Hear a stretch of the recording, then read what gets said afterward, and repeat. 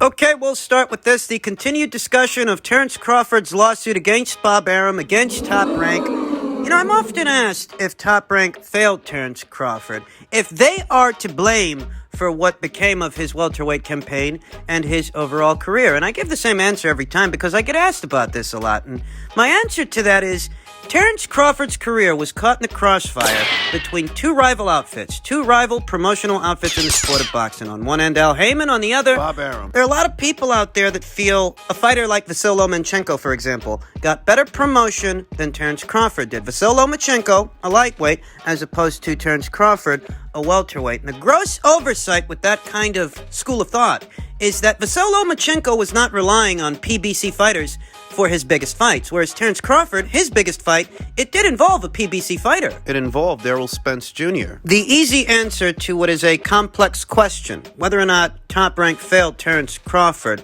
is that Bob Arum is a mean old white guy who's a racist. That's what a lot of people like to tell themselves. And the twist on it all is that even if that were true, even if Bob Arum were a mean old white guy who's a racist, that has no bearing on Terrence Crawford's situation as a welterweight and Vasyl Lomachenko's situation as a lightweight. The PBC didn't have the run of the place at 135 pounds when Vasyl Lomachenko moved up there, but the PBC did have the run of the place at 147 pounds when Terrence Crawford moved up there. A lot of people like to believe Vasyl Lomachenko got preferential treatment because he was white. Just call a spade and call it what it is. There are a lot of people that are of the opinion that Vasyl Lomachenko was treated better than Terrence Crawford because of the color of his skin. The reality of it is, Vasyl Lomachenko, unlike Terrence Crawford, he wasn't relying on PBC fighters to unify that division. He didn't have to. Terrence Crawford did because that's where the belts were. Here today, that's where they still are.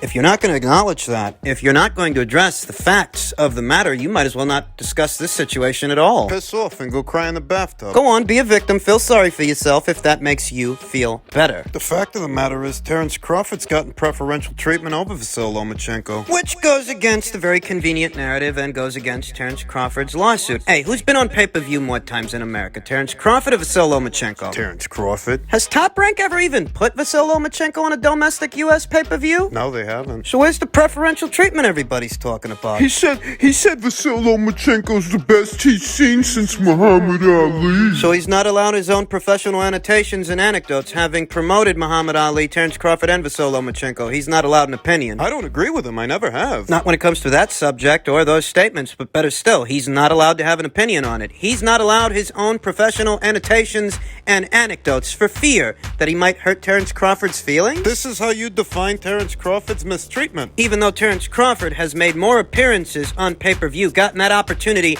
more times than Vasyl Lomachenko. 3-0. A lot of welterweights that would get $3 million up front for a Jose Benavidez fight. $6 million up front for Sean Porter. You know, Errol Spence Jr. didn't even get $6 million up front for Sean Porter. The both of them got $2 up front for each other. You know that Keith Thurman only got $1.4 million for Sean Porter. Oh, I know. All the stories, all the rumors about the mythical back-end money, and I'm sure that maybe Keith got a little more than that. Maybe he did, a few $100,000. Maybe he got $2 million. But the reported purses to the commission for Thurman versus Porter were $1.4 million for Keith and $1 million for Sean.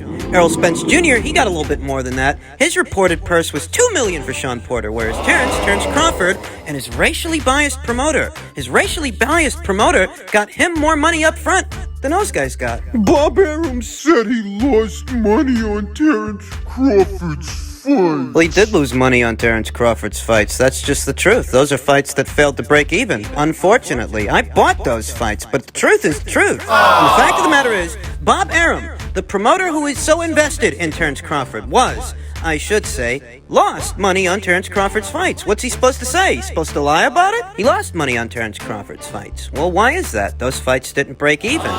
Given that they had to continually pay Terrence Crawford his contract minimum, they upheld their fiduciary duty to him. They couldn't pay him below his contract minimum. And the problem there is, His contract minimum was based on the viewing figures and the projected sales of a potential Errol Spence Jr. fight, a fight that 3 or 4 years later still hasn't happened. When Terrence Crawford renewed with Top Rank and Top Rank renewed with Terrence, He got more money. he started making more money up front per fight. He started making more money at 147 pounds than he was making at 140 pounds. His contract minimum was increased. They were paying him in excess of his marquee value. They were essentially overpaying him. Yes, ladies and gentlemen, contrary to the opinions of a few, you can overpay a fighter. If you're paying a fighter a dollar amount that they can't bring you back, a dollar amount that seems to create problems and seems to lose you money every time you stage a fight for that fighter, you are overpaying that fighter. So you ask yourself, why the hell was Top Rank overpaying that guy? Well, just imagine what the headlines would have been had they not offered him more money in the renewed contract. Had they offered him peanuts on the dollar after he became the 140-pound division's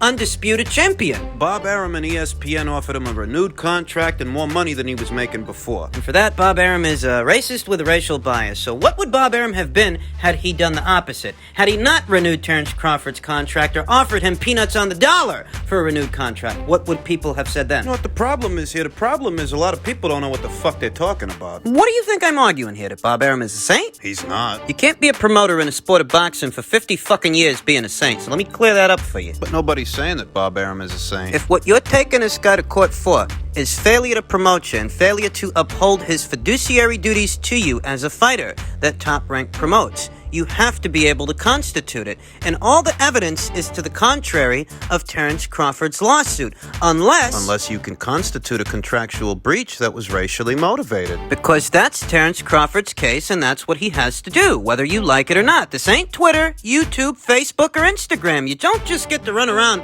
saying anything about anyone and don't have to prove it. Not in a court of law. I want you guys to misunderstand me about this. I didn't all of a sudden start disliking Terrence Crawford because he's suing Top Rank. I'm just giving it to you straight. It's the only way I know how to give it to you.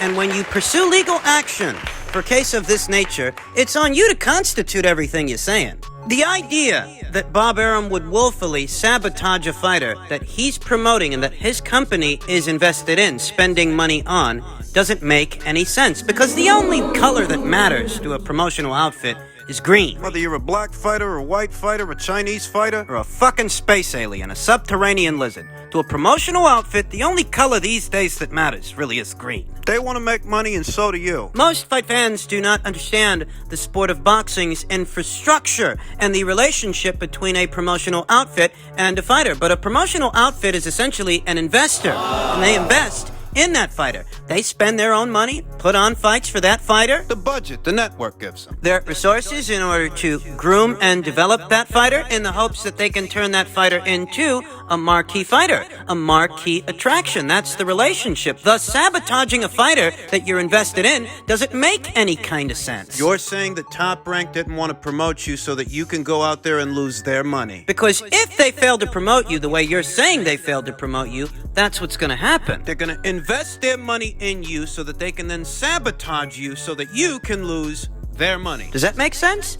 Terrence Crawford got something like $6 million for that Sean Porter fight, more money up front than Errol Spence Jr. and Keith Thurman got to fight that same Sean Porter. He got more than they did up front. $6 million to Terrence, about $4 million to Sean. $10 million total for that fight. And how many of those millions do you think Bob Arum wants to lose? How many of those millions do you think Todd Duboff wants to lose? You know, because they don't like you so much. Fuck Terrence Crawford. You think they dislike you that much to where they want to lose the money they're investing in you? Nah, I don't think so. There are a lot of people out there that feel Terrence is burning one of the few bridges he still had left to cross in going after Bob Arum, going after Top Rank that was still willing to work with him on a fight-by-fight basis for a Josh Taylor fight. Well, he might have burned that bridge. He might have. Josh Taylor's promoted by Top Rank. The only silver lining, the only potential saving grace, is that both Josh Taylor and Terrence Crawford, both of them are affiliated with Daniel Kinahan. Maybe Daniel can pull some strings to have a fight between them take place in the UK, with no affiliation to Top Rank, take place in the UK by way of Sky Sports and Boxer. I don't know. And I don't know because Sky Sports is affiliated with Top Rank. They got to deal with those guys to show their fights involving their fighters in the United Kingdom, so I don't know how realistic that all is. I mean, there's a feeling that Top Rank failed Terrence Crawford, where Matchroom would have been better, or Golden Boy Promotions? I mean, think about it. What difference would that have made if Terrence Crawford were with Matchroom as opposed to Top Rank in today's welterweight division? What difference would that have made if he were with Golden Boy? What, because of all the fights the PBC's making with them? The situation would have been exactly the same, even if Terrence weren't with Top Rank. Case in point, he's not with Top Rank now, and the PBC doesn't want to make that Errol Spence Jr. fight. Tim Smith said as much, based on Terrence Crawford's projected purse demands. I will say I don't think Eddie Hearn would have made light of the money he's lost on Terrence. I don't think Eddie Hearn would have done that, though all the same. Even if he didn't do that, that wouldn't change the situation that Terrence Crawford was in. He was campaigning at a weight where the rival promoter and the rival outfit have the run of the place. And they still have the run of the place. That really hasn't changed. They have 3 of the 4 major titles at that weight. You get a lot of guys saying Top Rank should have done a better job promoting them. And for the life of me, I don't know what the fuck that means. How much more can you promote a fight with Amir Khan? Or a fight with Igis Kavaliauskas? Or a fight with Cal Brock? I mean, when you say they should have done more to promote this guy, what the fuck are you talking about? Handing out cards? Flyers? Posting posters and stickers? Those fights were what they were. Those were not fights that the fight fans were particularly excited about. Thus, they didn't generate the kind of revenue required in order to break even. A lot of people don't want to accept that Bob Arum ain't perfect, and neither is Top Rank, but they did what they could. And unless Terrence Crawford can constitute some kind of racially motivated breach to his contract that resulted in damages and costed him millions of dollars, unless he can do this, the man doesn't have a case. You can't sue Top Rank because Spence didn't want to fight you.